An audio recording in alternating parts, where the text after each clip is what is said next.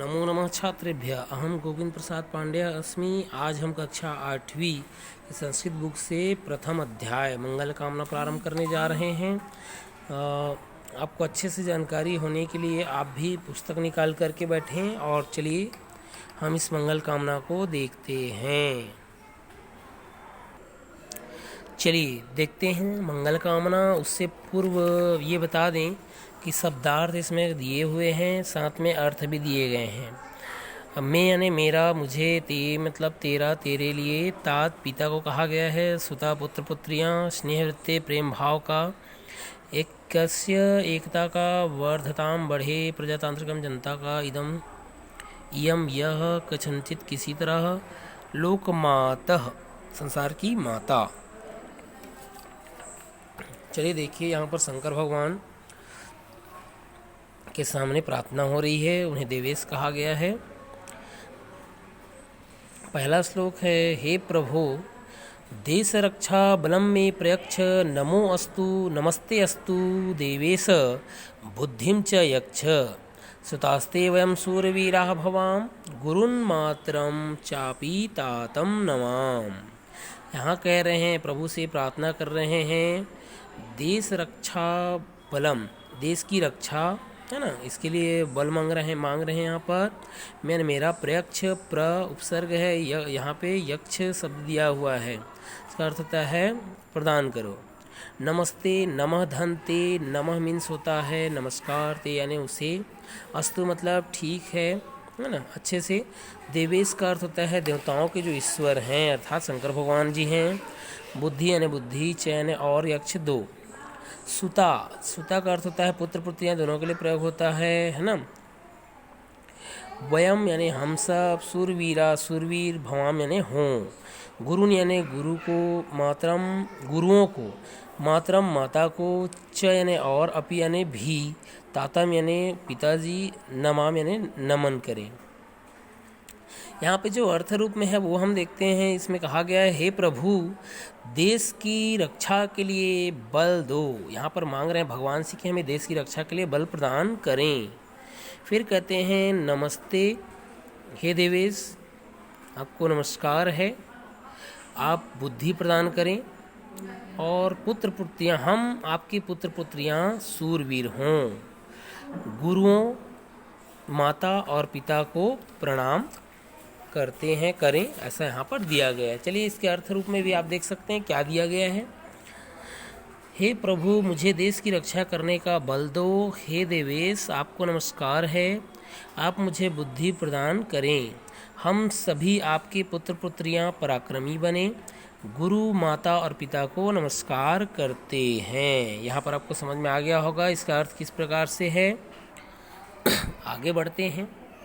इसमें अगला श्लोक में कहा गया है, घृणायास्तु नासः सदैक्य वासः, भवेत भारते स्नेहे वित्तविकासः, प्रजातांत्रिकं राज्यम् अस्माकम् अत्र, सदा वर्धतां मंगल यत्र तत्र। इसका अर्थ है, घृणायाः तु, घृणाया घृणा का, तू का मतलब तो, अस्तु दिया है ना, घृणायास्तु। नासह, नास की कामना के बारे में बोला गया है। सदैक्य, सदा धन एकस्य, वासह मतलब वास हो, भवित मतलब हो होगा, भारत में स्नेह, स्नेह का अर्थ होता है आपसी प्रेम से है, का विकास हो, प्रजातांत्रिकम लोकतांत्रिक, राज्य, अस्माकम यानी हमारा, अत्र मीन्स यहाँ, सदा मीन्स हमेशा, वर्धताम बढ़ता रहे, मंगल मंगल हो यहाँ वहाँ।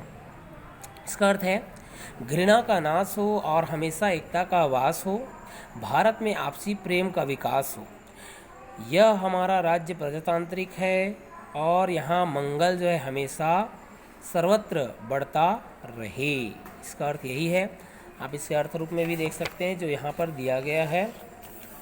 घृणा का वास हो, घृणा का नाश हो, एकता का वास हो, भारत में सदा प्रेम भाव का विकास हो, हमारा यह राज्य प्रजातांत्रिक है, यहाँ सर्वत्र हमेशा मंगल बढ़ता रहे, खुशहाली बढ़ती रहे, जैसा कि यहाँ पर दिया गया है। आप देख सकते हैं श्लोक में, श्लोक का देखने से आपको समझ में आ जाएगा।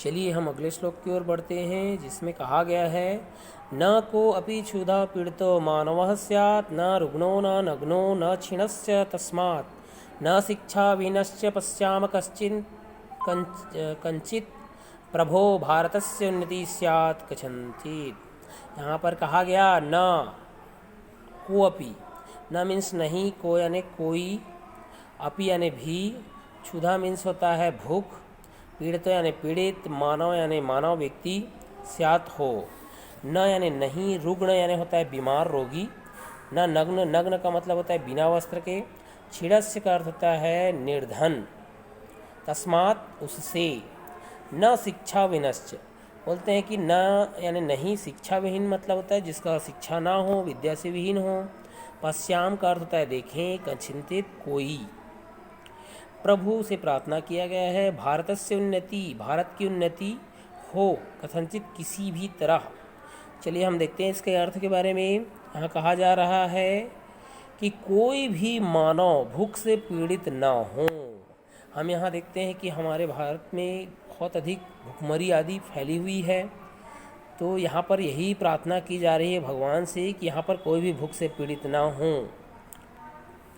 सरकार द्वारा कई ऐसे अभियान चलाए जा रहे हैं जिसके तहत लोग भूखे ना रहें, परंतु फिर भी हम देखते हैं कि भगवान से प्रार्थना की जा रही है कि भूख से पीड़ित ना हो। न रुग्णों, यहाँ पर कहा गया कोई भी रोगी ना हो, नग्नो, किसी के पास भी ऐसा वस्त्र विहीन ना हो, और कोई भी निर्धन ना हो, न शिक्षा विनष्ट, ना ही वो शिक्षा से विहीन हो, कोई भी शिक्षा से विहीन अर्थात निरक्षर ना हो। अब भारत भगवान से कहते हैं कि हे प्रभु किसी भी तरह से भारत की उन्नति हो, यहाँ पर प्रार्थना की गई है। आप देख सकते हैं इसके अर्थ के रूप में भी वही दिया गया है कि यहाँ कोई भी भूख से पीड़ित ना हो, यहाँ कोई रोगी वस्त्र विहीन और निर्धन ना हो, और कोई भी निरक्षर ना हो, हे प्रभु किसी भी तरह भारत की उन्नति हो। चलिए हम देखते हैं इसको, आप इसको अर्थ को देखने के साथ ही समझने का प्रयास करेंगे।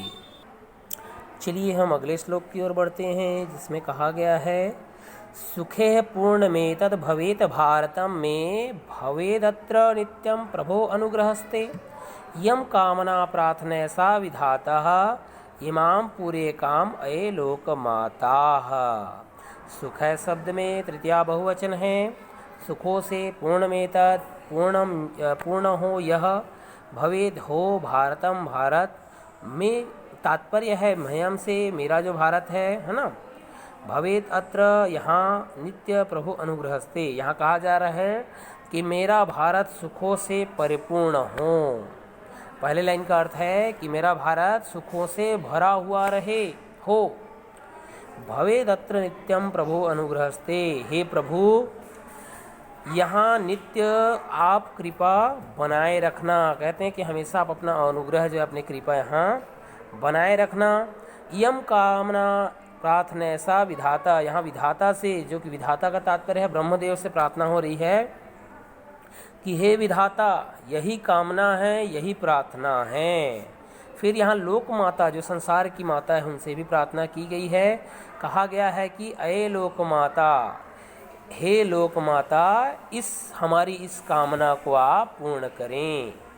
यहाँ कह रहे हैं, प्रार्थना कर रहे हैं कि आप इस कामनाओं को हमारी पूर्ण करें। इसका अर्थ है मेरा भारत सुखों से परिपूर्ण हो और यहाँ आपकी कृपा हमेशा बनी रहे। हे विधाता यही कामना है, यही प्रार्थना है। हे लोक माता आप में हमारी इस कामना को पूर्ण करें। चलिए आप देख सकते हैं इसके अर्थों को भी। मेरा भारत सुखों से परिपूर्ण होवे, हे प्रभु आपकी कृपा यहाँ हमेशा होती रहे। हे विधाता आपसे यही कामना है, यही प्रार्थना है। हे लोक माता हमारी इस कामना को पूर्ण करें। आप देख सकते हैं यहाँ पर अर्थ शब्दार्थ भी दिए हुए हैं, जिससे आप देख करके अर्थों को समझने में आपको आसानी होगी।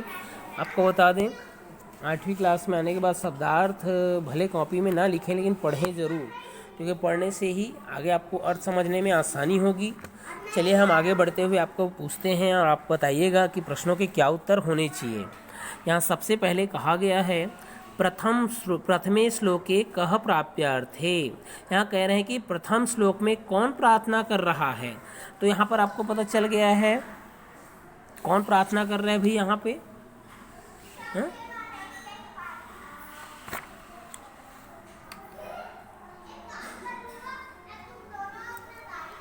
किसने प्रार्थना की है। आपको यहाँ पर देखना पड़ेगा कि कौन प्रार्थना कर रहा है। यहाँ पर हम देख सकते हैं कि प्रथम श्लोक में कौन प्रार्थना कर रहे हैं। तो यहाँ पर सुता प्रार्थना कर रहे हैं, अर्थात पुत्र पुत्रियाँ जो हैं वो प्रार्थना कर रहे हैं। तो प्रथम श्लोक के सुताः प्राप्त्यर्थे। दूसरा प्रश्न है भारतम में कृशम भवेत्, मेरा भारत कैसा हो। तो मेरा भारत कैसा होना चाहिए भाई। मेरा भारत सुखों से परिपूर्ण हो। यहाँ हम देख सकते हैं कि यहाँ पर हमने प्रार्थना किया था कि मेरा भारत जो है सुखों से परिपूर्ण हो, सुखे पूर्ण में तद। यहाँ पर ये उत्तर यहाँ पर आना चाहिए भारतम में कृशम भवेत्, भारतम में सुखे पूर्ण में तद भवेत्, ऐसा इसका उत्तर होगा। भारतस्य सुता कृशा भवेत्, भारत की जो पुत्र पुत्रियाँ कैसी हों। यहाँ पर हमने प्रार्थना किया था कि हमारी पुत्र पुत्रियाँ कैसी हों, सूरवीर हों। हम देख सकते हैं यहाँ पर लिखा हुआ है सुतास्ते वयम सूरवीराः।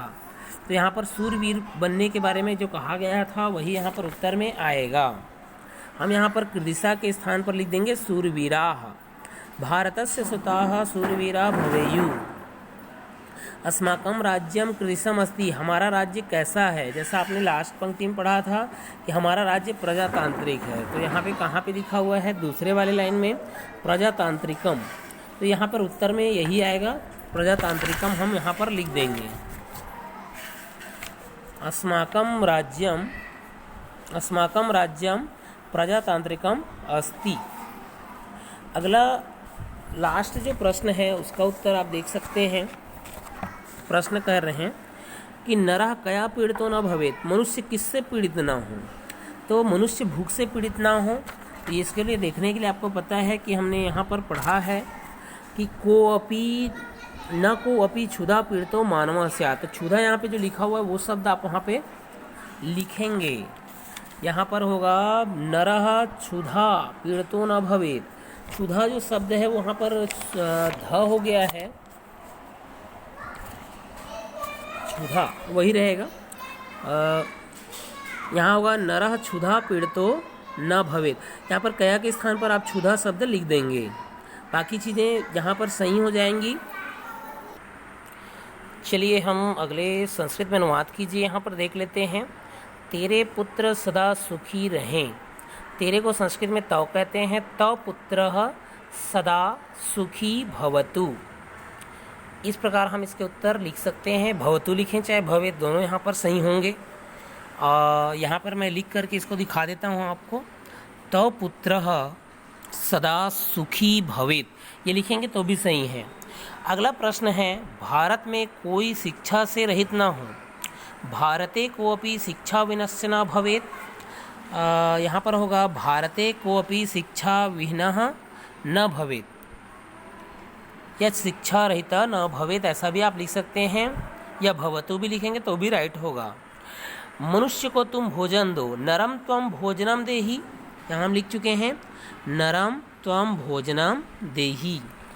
हम गुरुओं को प्रणाम करें। वयम, हम गुरुओं को प्रणाम करें। इसका संस्कृत होगा वयम गुरून् प्रणमाम। यहाँ हम देख सकते हैं वयम लिखा हुआ है,